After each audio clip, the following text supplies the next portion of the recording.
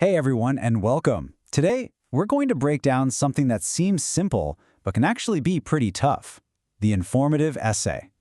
My goal here is to take all the mystery out of it, so you can turn that blank page into a killer essay every single time. Let's jump in. You know the feeling, right? We've all been there. You've got the assignment. You're looking at that dreaded, blinking cursor and nothing. Your mind is just a total blank. It's probably the most common hurdle in writing. And this is usually where the problem starts. The instructions say to inform. Okay, but what does that really mean? It's not just about listing things you know. It's about presenting facts with total clarity and being objective. So today, we're going to figure out exactly how to do that. All right, so here's our game plan. We're going to start with what an informative essay even is, then look at its basic structure, the blueprint.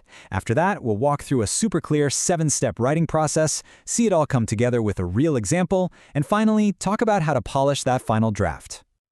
Okay, first things first. Before we can build the house, we gotta lay the foundation. So what are we actually trying to write here?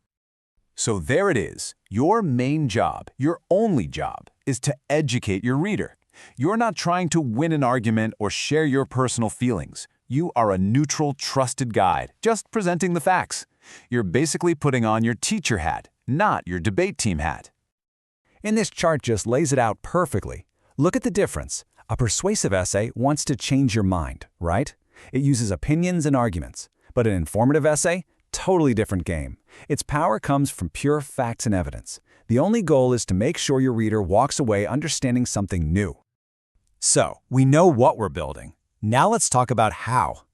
Believe it or not, pretty much every great informative essay is built on the same super simple 3-part structure. Your introduction has 2 key jobs. First, you need a hook, something to grab your reader's attention right away. And then, you need a thesis statement. Now, this isn't an argument, it's a promise. It's one clear sentence that tells your reader, hey, this is exactly what I'm going to explain to you. Now we get to the heart of the essay. This is where you lay out all your facts and evidence. And here's the absolute golden rule. Each paragraph gets one main idea. That's it. Think of them like Lego bricks. Each one has to be solid and focused on its own thing to support the whole structure. And finally, we have the conclusion. This is your big finish. You're not introducing anything new here. Your job is to just recap the main points you've made and restate your thesis in a new way. It's the last thing your reader sees, so it has to leave them with a clear sense of, okay, I get it now. All right, we've got the what and the how. Now for the really practical part. We're going to go through a step-by-step process that will take you all the way from that scary blank page to a finished, polished essay.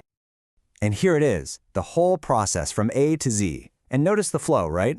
You start with ideas and research, then you give it structure with an outline, then, and only then, do you actually start writing. The last few steps are all about making it shine. So let's see what this actually looks like. Theory is one thing, but seeing it in action is way better.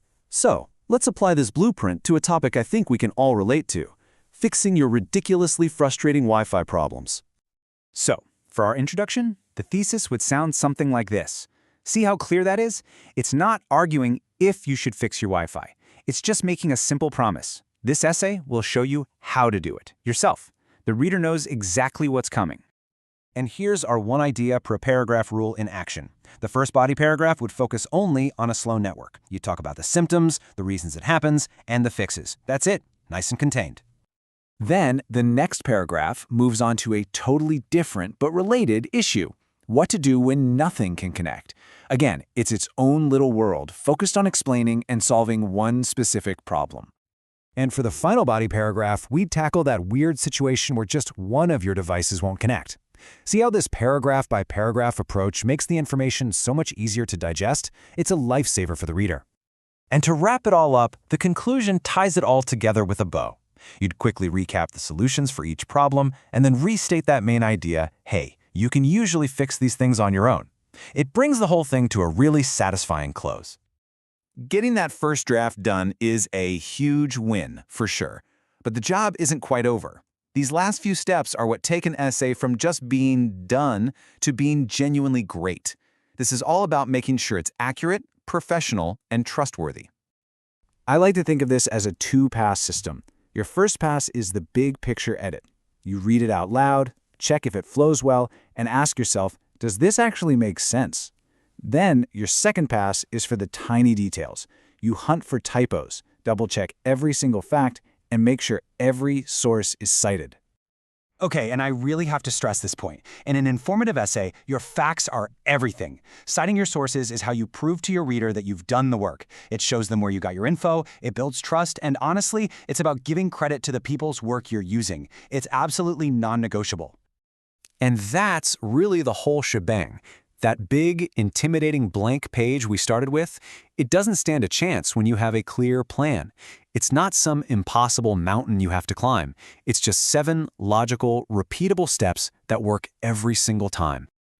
So, the next time you're facing that blinking cursor, just remember this blueprint. The structures is there for you, the steps are clear. The only question left is what topic are you going to choose to explain to the world?